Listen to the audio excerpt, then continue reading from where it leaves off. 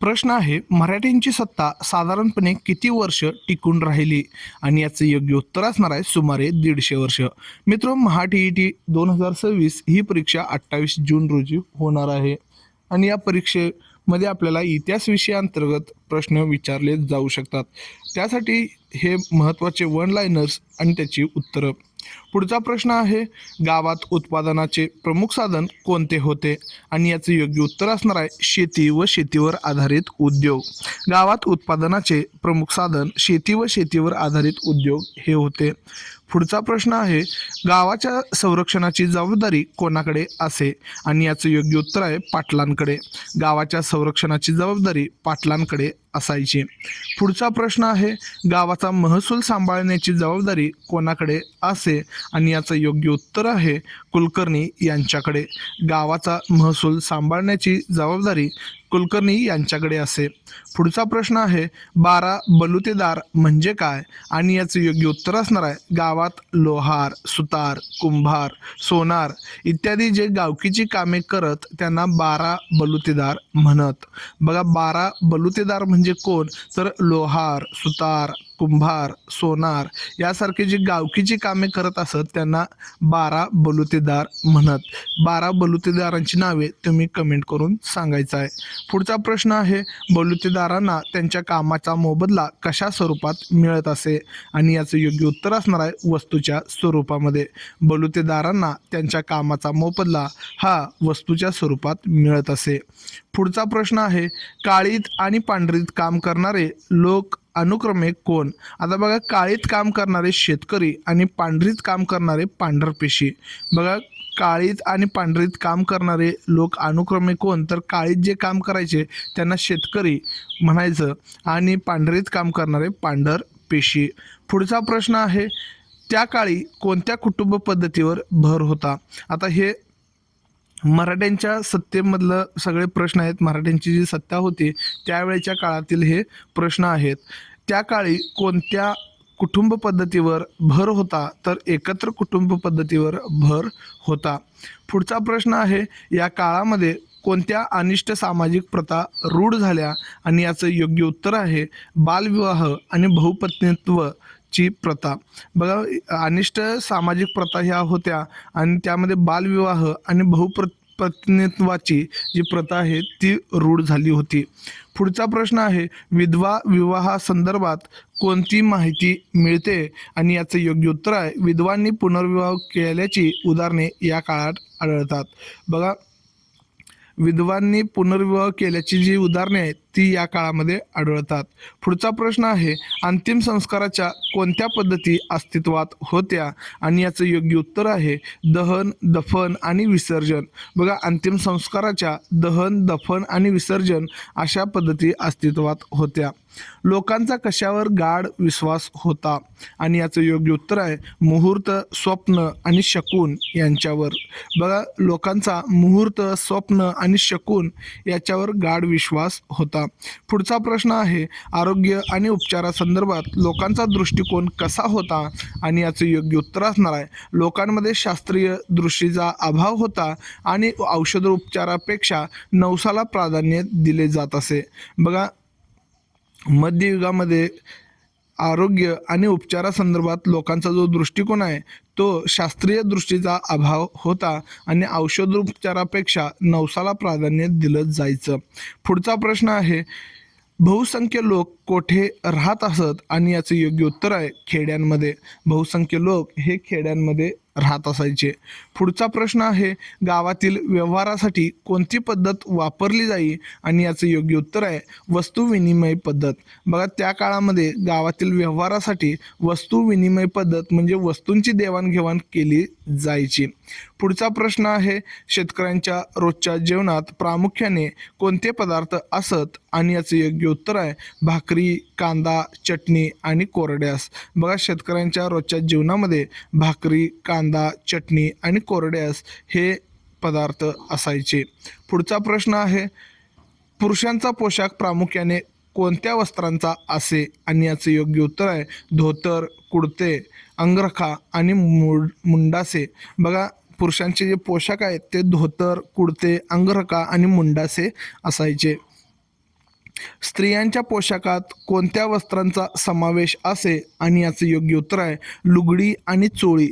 बघा स्त्रियांच्या पोशाखामध्ये लुगडी आणि चोळी या वस्त्रांचा समावेश असे. या काळात साजरे केले जाणारे काही प्रमुख सण कोणते आणि याचं योग्य उत्तर आहे गुढीपाडवा, नागपंचमी, बैलपोळा, दसरा, दिवाळी, मकर संक्रांत, होळी आणि ईद. बघा ह्या काळामध्ये जे प्रमुख सण आहेत ते गुढीपाडवा, नागपंचमी, बैलपोळा, दसरा, दिवाळी, मकर संक्रांत, होळी आणि ईद हे सण साजरे केले जायचे.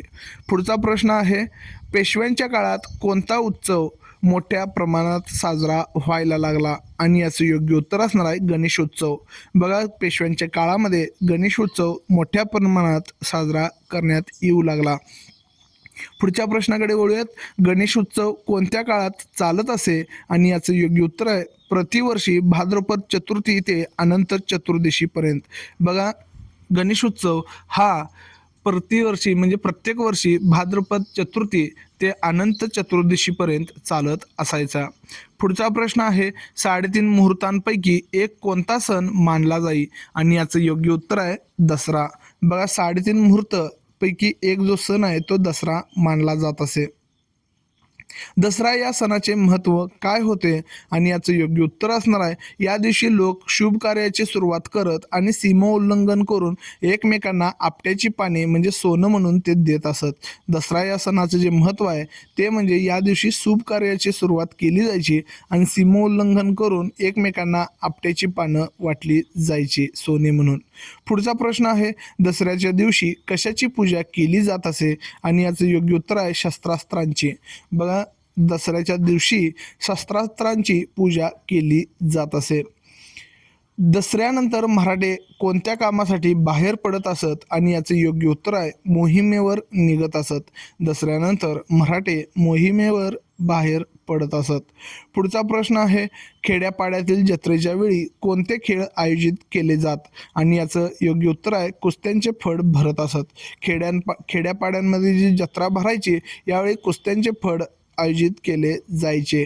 पुढचा प्रश्न आहे उत्सवाच्या वेळी मनोरंजनासाठी कोणते कार्यक्रम व्हायचे आणि याचं योग्य उत्तर असणार आहे नाच गाणी, डफावरची गाणी आणि तमाशा.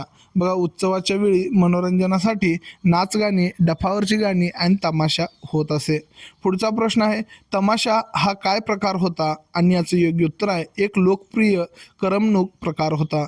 तमाशा हा एक लोकप्रिय करमणुकीचा प्रकार होता. या काळातील शिक्षण पद्धतीमध्ये कोणत्या होत्या आणि कोणत्या संस्था होत्या आणि याचं योग्य उत्तर आहे पाठशाळा आणि मदरसा. बघा या काळामध्ये शिक्षण पद्धतीसाठी पाठशाळा आणि मदरसा होत्या. पुढचा प्रश्न आहे व्यावहारिक कामात कोणत्या लिपीचा वापर होत असे आणि याचं योग्य उत्तर आहे मोडी लिपीचा. व्यावहारिक कामासाठी मोडी लिपीचा वापर केला जात असायचा. पुढचा प्रश्न आहे दळणवळणासाठी प्रामुख्याने कोणते मार्ग वापरले जायचे आणि याचं योग्य उत्तर आहे घाटमार्ग, सडक आणि नद्यांवरील पूल. बघा दळणवळणासाठी प्रामुख्याने घाटमार्ग, सडक आणि नद्यांवरील पूल वापरले जायचे. पुढचा प्रश्न आहे धान्य, कापड आणि वाहनसामानाची वाहतूक कशाद्वारे केली जाई आणि याचं योग्य उत्तर असणार आहे बैलांच्या पाठीवरून. धान्य, कापड आणि वाहनसामानाची जी वाहतूक आहे ते बैलांच्या पाठीवरून केली जात असायची. पत्रांची नेहाण करण्याचे काम कोण करत असे आणि याचं योग्य उत्तर आहे सांडणीस्वार व जासूद. बघा पत्रांची नेहाण करण्याचे काम सांडणीस्वार व जासूद करत असे. या काळात लोकप्रिय असलेले शारीरिक खेळ कोणते होते आणि याचं योग्य उत्तर आहे कुस्ती आणि युद्धकला. या काळामध्ये जे लोकप्रिय खेळ आहेत शारीरिक ते कुस्ती आणि युद्धकला होती. पुढचा प्रश्न आहे मैदानी खेळांमध्ये कोणत्या खेळाचा समावेश होतो आणि याचं योग्य उत्तर आहे हुतुतू, खो खो आणि आट्यापाट्या. बघा हुतुतू म्हणजे कबड्डी हा जो खेळ आहे आपण आता खेळतो त्याला पूर्वी हुतुतू म्हटलं जात असायचं आणि हे मैदानी खेळामध्ये हुतुतू, खो खो आणि आट्यापाट्या या खेळांचा समावेश होता. पुढचा प्रश्न आहे बैठे खेळ म्हणून कोणते खेळ खेळले जात आणि याचं योग्य उत्तर आहे सोंगाट्या, गंजिफा आणि बुद्धिफळ. बघा बैठे खेळ म्हणून सोंगाट्या, गंजिफा आणि बुद्धिबळ हे खेळ खेळले जात असायचे. पुढचा प्रश्न आहे इतर कोणते शारीरिक व्यायाम प्रकार प्रचलित होते आणि याचं योग्य उत्तर असणार आहे मलखांब, दंड, लाठी, दंडपट्टा आणि बोथाटी. बघा शारीरिक जे व्यायाम प्रकार आहेत इतर त्यामध्ये मलखांब, दंड, लाठी, दंडपट्टा आणि बोथाटी हे व्यायाम प्रकार प्रचलित होते.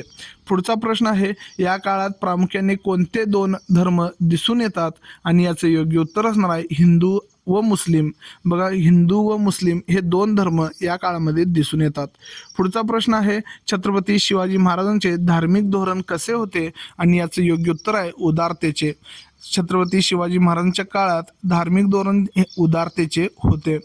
पुढचा प्रश्न आहे धार्मिक संस्थांना सरकारकडून काय दिले जात असे आणि याचे योग्य उत्तर आहे देणग्या. बघा धार्मिक संस्थांना सरकारकडून देणग्या दिले जात असायचे. यामध्ये पाठशाळा, देवळे, मदरसा आणि मशिदींना हे असे देणगी दिले जात असायचे. या काळात कोणते विविध पंथ प्रचलित होते आणि याचं योग्य उत्तर असणार आहे वारकरी, महानुभाव, दत्त, नाथ आणि रामदासी. बघा या काळामध्ये म्हणजे मध्ययुगामध्ये वेगवेगळे पंथ प्रचलित होते. त्यामध्ये वारकरी, महानुभाव, दत्त, नाथ आणि रामदासी असे या पंथांची नावं आहेत. पुढचा प्रश्न आहे या काळातील स्त्रियांच्या जीवनाची स्थिती कशी होती आणि याचं योग्य उत्तर असणार आहे जीवन कष्टमय आणि प्रतिकूल होते. बघा या काळात जे स्त्रियांचं जीवन होतं ते कष्टमय आणि प्रतिकूल होतं. पुढचा प्रश्न आहे प्रशासकीय आणि युद्धकला कौशल्यात प्रगती करणाऱ्या काही स्त्रियांची नावे सांगा. आता बघा प्रशासकीय आणि युद्ध कौशल्यात जी प्रगती करणारी नावे आहेत ती म्हणजे वीरमाता जिजाबाई, येसूबाई, महाराणी ताराबाई, उमाबाई दाभाडे, गोपिकाबाई आणि पुण्यश्लोक अहिल्याबाई. बघा प्रशासकीय आणि युद्ध कौशल्यामध्ये प्रगती करणाऱ्या स्त्रियांची ही नावं आहेत वीरमाता जिजाबाई, येसूबाई, महाराणी ताराबाई, उमाबाई दाभाडे, गोपिकाबाई आणि पुण्यश्लोक अहिल्याबाई. पुढचा प्रश्न आहे स्त्रियांच्या प्रगतीत अडथळा आणणाऱ्या अनिष्ट प्रथा कोणत्या होत्या आणि याचं योग्य उत्तर आहे बालविवाह, विषमविवाह, वैधव्य, केशवपन, सती आणि बहुपत्नीत्व. बघा स्त्रियांच्या प्रगतीमध्ये अडथळा आणणाऱ्या ह्या अनिष्ट प्रथा होत्या त्या म्हणजे बालविवाह, विषमविवाह, वैधव्य, केशवपन, सती आणि बहुपत्नीत्व. पुढचा प्रश्न आहे मराठेशाहीचा कालखंड कोणता मानला जातो आणि याचं योग्य उत्तर आहे इसवी सन 1630 ते 1810 हा सुमारे 250 वर्षाचा कालखंड. बघा मराठेशाहीचा कालखंड हा इसवी सन 1630 ते 1810 या सुमारे 250 वर्षाचा कालखंड मानला जातो. पुढचा प्रश्न आहे शिवकाळातील कोणत्या प्रसिद्ध स्थापत्य विशारदांचा उल्लेख येतो आणि याचं योग्य उत्तर आहे हिरोजी इंदुलकर.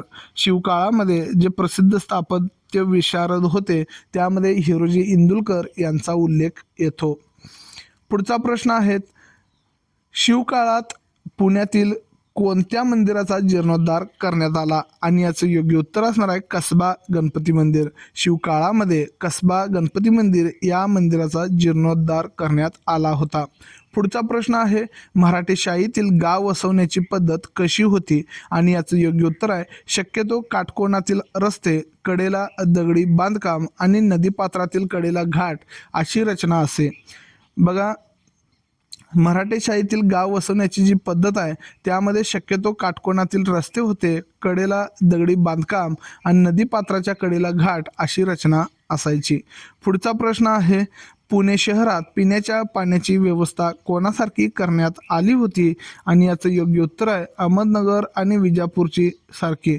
बघा पुणे शहरामध्ये पिण्याच्या पाण्याची जी व्यवस्था होती ती अहमदनगर आणि विजापूर सारखी करण्यात आली होती. पुढचा प्रश्न आहे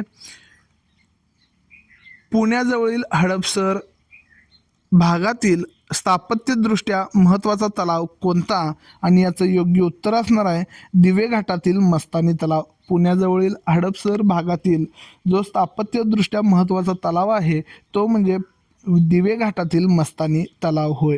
पुढचा प्रश्न आहे मध्ययुगीन वाडा संस्कृतीची काही प्रमुख उदाहरणे सांगा आणि याचं योग्य उत्तर असणार आहे पुण्यातील शनिवार वाडा, विश्रामबाग वाडा, नाशिकचा सरकार वाडा, कोपरगावचा रघुनाथ पेशव्यांचा वाडा आणि सातारकर छत्रपतींचे वाडे. मध्ययुगीन जी वाडा संस्कृती आहे त्यामध्ये ही महत्त्वाची नावे आहेत. पुण्यातील शनिवार वाडा, विश्रामबाग वाडा, नाशिकचा सरकार वाडा, कोपरगावचा रघुनाथ पेशव्यांचा वाडा आणि सातारकर छत्रपतींचे वाडे. पुढचा प्रश्न आहे, वाड्याच्या बांधकामात कोणत्या साहित्याचा वापर केला जाई? आणि याचं योग्य उत्तर आहे कच्च्या व पक्क्या विटा, लाकडी बांधकाम, लाकडी खांब, तुळ्या, पाट, घडीव दगड, कमानी, उत्तम घोटलेला चुना, नळीच्या कौलांचे छप्पर आणि चिखल आणि बांबू. बघा, वाड्यांच्या बांधकामामध्ये इत्यादी साहित्यांचा वापर केला जायचा.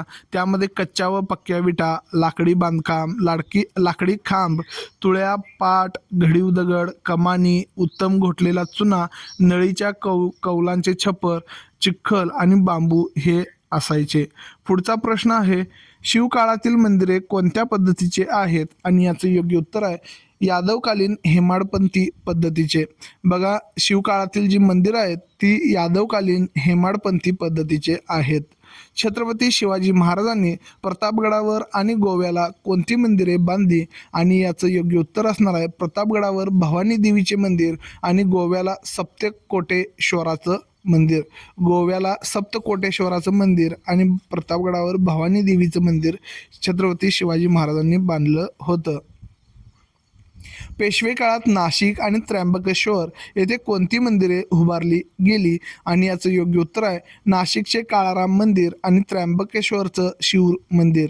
बघा, पेशवे काळामध्ये नाशिक आणि त्र्यंबकेश्वर येथे नाशिकचे जे काळाराम मंदिर आहे ते आणि त्र्यंबकेश्वरचे शिव मंदिर उभारण्यात आलं होतं.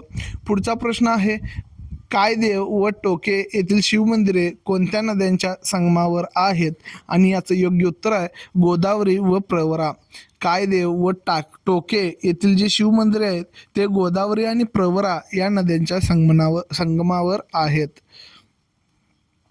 मराठी शाहीतील सर्वात प्रेक्षणीय घाट कोठे आहे? आणि याचं योग्य उत्तर आहे गोदावरी व प्रवरा नदीच्या संगमावरील प्रवरा संगम आणि टोके येथील घाट. बघा, मराठी शाहीतील सर्वात प्रेक्षणीय जे घाट आहेत ते गोदावरी आणि प्रवरा नदीच्या संगमावरील प्रवरा संगम आणि टोके येथील जो घाट आहे हे आहेत प्रेक्षणीय घाट. पुढचा प्रश्न आहे, घाटांची रचना भक्कम करण्यासाठी काय केले जाई? आणि याचं योग्य उत्तर आहे पाण्याच्या प्रवाहाने घाट निखळू नये म्हणून ठराविक अंतरावर भक्कम बुरुज बांधले जात. बघा, घाटांची रचना भक्कम करण्यासाठी पाण्याच्या प्रवाहाने घाट निखळू नये म्हणून ठराविक अंतरावर भक्कम बुरुज बांधले जात असायचे. पुढचा प्रश्न आहे, पेशवाईच्या काळात कोणत्या वाड्याच्या भिंतीवरील चित्रे महत्त्वाचे आहेत? आणि याचं योग्य उत्तर आहे शनिवार वाड्याच्या. बघा, पेशवाईच्या काळामध्ये वाड्यांच्या जी भिंतीवर चित्र होती ते शनिवार वाड्याची वाड्यांच्या भिंतीवर जी चित्र आहेत ती महत्त्वाची आहेत. पेशवे काळातील काही महत्त्वाच्या चित्रकारांची नावे सांगा. आणि याचं योग्य उत्तर आहे राघव, तानाजी, अनुपराव, शिवराम आणि मानकोजी. बघा, पेशवे काळामध्ये महत्त्वाची चित्रकारांची जी नावं आहेत त्यामध्ये राघव, तानाजी, अनुपराव, शिवराम आणि मानकोजी ही नावं आहेत. पुढचा प्रश्न आहे, सवाई माधवराव पेशव्यांच्या काळात कोणता चित्रकार प्रसिद्ध होता? आणि याचं योग्य उत्तर असणार आहे गंगाराम तांबट. सवाई माधवराव यांच्या पेशव्यांच्या काळात गंगाराम तांबट नावाचा चित्रकार प्रसिद्ध होता. वेरूळचे कोणते मंदिर शिल्पशास्त्राचे उत्तम उदाहरण आहे? आणि याचं योग्य उत्तर आहे घृष्णेश्वराचे मंदिर. वेरूळमध्ये घृष्णेश्वराचे जे मंदिर आहे हे शिल्पशास्त्राचे उत्तम उदाहरण आहे. पेशवे काळात भिंतीवरील चित्रे कोणकोणत्या भागातील वाड्यांमध्ये पाहायला मिळायचे? आणि याचं योग्य उत्तर आहे पुणे, सातारा, मेणवली, नाशिक, चांदवड, निपाणी. बघा, पेशवे काळात भिंतीवरील चित्रे हे पुणे, सातारा, मेणवली, नाशिक, चांदवड आणि निपाणी यामध्ये येथील वाड्यांमध्ये पाहायला मिळायचे. मराठी शाहीतील मंदिरांच्या भिंतीवरील चित्रे कोणकोणत्या ठिकाणी आढळतात? आणि याचं योग्य उत्तर आहे पांडेश्वर, मोरगाव, पाल, बेनवडी आणि पुण्याजवळील पाषाण. बघा, मराठी शाहीतील मंदिरांच्या भिंतीवरील चित्रे हे पांडेश्वर, मोरगाव, पाल, बेनवडी आणि पुण्याजवळील पाषाण येथे पाहायला मिळतात. या काळातील भिंतीवरील चित्रांचे मुख्य विषय कोणते होते आणि याचं योग्य उत्तर असणार आहे दशावतार, गणपती, शंकर, रामपंचायतन, पौराणिक गोष्टी आणि महाभारत रामायण किंवा रामायण महाभारत. बघा भिंतीवरील चित्रांमध्ये या विषयांचा समावेश होता दशावतार, गणपती, शंकर, रामपंचायतन, पौराणिक गोष्टी आणि रामायण महाभारत. पुढचा प्रश्न आहे जामोद येथील जैन मंदिरातील चित्रांचा विषय काय आहे आणि याचं योग्य उत्तर आहे जीन चरित्र आणि पौराणिक गोष्टी. बघा जामोद येथील जैन मंदिरातील चित्रांचा जो विषय आहे तो म्हणजे जीन चरित्र आणि पौराणिक गोष्टी यामध्ये आहेत. हे विदर्भात आहे. पुढचा प्रश्न आहे शिवकाळातील कोणत्या ऐतिहासिक शिल्पांचे भेटींचे शिल्प महत्त्वाचे मानले जाते आणि याचं योग्य उत्तर आहे कर्नाटक स्वारीच्या वेळचे मल्लम्मा देसाई भेटीचे शिल्प. बघा शिवकाळात ऐतिहासिक भेटीचे जे शिल्प आहे ते कर्नाटक स्वारीच्या वेळी मल्लम्मा देसाई यांच्या भेटीचे जे शिल्प आहे ते महत्त्वाचे मानले जाते. पुढचा प्रश्न आहे मराठेशाहीतील शिल्पांमध्ये प्राण्यांच्या शिल्पांची काही उदाहरणे सांगा आणि याचं योग्य उत्तर असणार आहे हत्ती, मोर आणि माकडे. मराठेशाहीतील शिल्पांमध्ये प्राण्यांची जी शिल्प आहेत त्यामध्ये हत्ती, मोर आणि माकडे यांची उदाहरणं आहेत. पुढचा प्रश्न आहे अहिल्याबाई होळकर यांची छत्री कोठे आहे आणि याचं योग्य उत्तर आहे मध्य प्रदेशामध्ये. अहिल्याबाई होळकर यांची छत्री मध्य प्रदेशात आहे. पुण्यातील कोणते मंदिर शिल्पकलेसाठी प्रसिद्ध आहे आणि याचं योग्य उत्तर आहे त्रिशुंड गणपती मंदिर. पुण्यामधील जे त्रिशुंड गणपती मंदिर आहे हे शिल्पकलेसाठी प्रसिद्ध आहे. पेशव्यांनी पुण्यातील पर्वती येथील मंदिरासाठी कोणत्या धातुमूर्ती तयार करून घेतल्या होत्या आणि याचं योग्य उत्तर आहे पार्वती व गणपतीच्या मूर्ती. पेशव्यांनी पर्वती येथील मंदिरासाठी पार्वती आणि गणपतीच्या धातुमूर्ती तयार करून घेतल्या होत्या. मराठेशाहीतील वाङ्मयाच्या साहित्याचे म्हणजे वाङ्मयाचे प्रमुख प्रकार कोणते आणि याचं योग्य उत्तर असणार आहे संत वाङ्मय, पौराणिक आख्यान, टीका वाङ्मय, ओवी, अभंग, कथाकाव्य, आरत्या, पोवाडे आणि बखरी.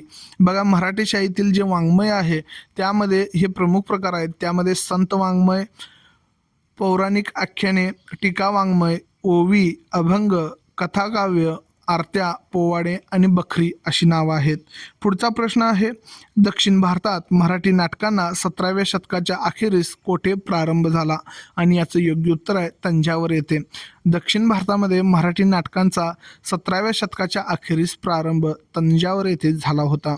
पुढचा प्रश्न आहे तंजावर येथील मराठी नाट्यकलेला कोणी प्रोत्साहन दिले आणि याचं योग्य उत्तर आहे सरफोजी राजांनी. तंजावर येथील मराठी नाट्यकलेला सरफोजी राजांनी प्रोत्साहन दिले होते. पुढचा प्रश्न आहे गावचा महसूल सांभाळणारा कोण. त्याच्या अगोदर हा प्रश्न बघा या नाटकामध्ये प्रामुख्याने कोणत्या गोष्टींना प्राधान्य दिले जाई तर गायन आणि नर्तन. म्हणजे तंजावर येथे जे नाटकं व्हायची त्यामध्ये प्रामुख्याने गायन आणि वादन या गोष्टींना प्राधान्य दिलं जायचं. पुढचा प्रश्न आहे गावचा महसूल सांभाळणारा कोण असतो आणि याचं योग्य उत्तर आहे कुलकर्णी. बघा गावचा महसूल सांभाळण्याचं काम कुलकर्णी यांच्याकडं असायचं. गावचे संरक्षण करणारा अधिकारी कोण आणि याचं योग्य उत्तर आहे पाटील. गावचे संरक्षण करणारा अधिकारी पाटील होता. काळीत काम करणारा कोण असतो तर काळीत काम करणारा शेतकरी आणि पांढरीत काम करणारा पांढरपेशी हे लक्षात ठेवायचं आहे. शिवकालीन समाज जीवनात व्यवहारासाठी कोणती पद्धत वापरली जाई आणि याचं योग्य उत्तर आहे वस्तू विनिमय पद्धत. शिवकालीन समाज जीवनामध्ये वस्तू विनिमय पद्धत ही व्यवहारासाठी वापरली म्हणजे वस्तूंची देवाणघेवाण केली जायची. शिवकाळातील घरांचे स्वरूप कसे होते आणि याचं योग्य उत्तर आहे साधी माती विटांची आणि वाडे. शिवकाळामध्ये घरांचे जे स्वरूप आहे ते साधी होती आणि माती विटांचे आणि वाडे होते. पुढचा प्रश्न आहे मराठेशाहीच्या काळात दळणवळणासाठी कशाचा वापर केला जाई आणि याचं योग्य उत्तर आहे बैल, घोडे आणि पालखी. बघा मराठेशाहीच्या काळामध्ये दळणवळणासाठी बैल, घोडे आणि पालखी यांचा वापर केला जायचा. पुढचा प्रश्न आहे, शिवकाळात मनोरंजनाचे प्रमुख साधन कोणते होते? आणि याचं योग्य उत्तर आहे तमाशा, खेळ आणि जत्रा. शिवकाळामध्ये मनोरंजनासाठी जे प्रमुख साधन आहे त्यामध्ये तमाशा, खेळ आणि जत्रा हे प्रमुख साधने होती. पुढचा प्रश्न आहे, त्या काळात लेखनासाठी कोणती लिपी वापरली जात असे? आणि याचं योग्य उत्तर आहे मोडी लिपी. बघा, मोडी लिपी ही त्या काळातील लेखनासाठी वापरली जाणारी महत्त्वाची लिपी होती.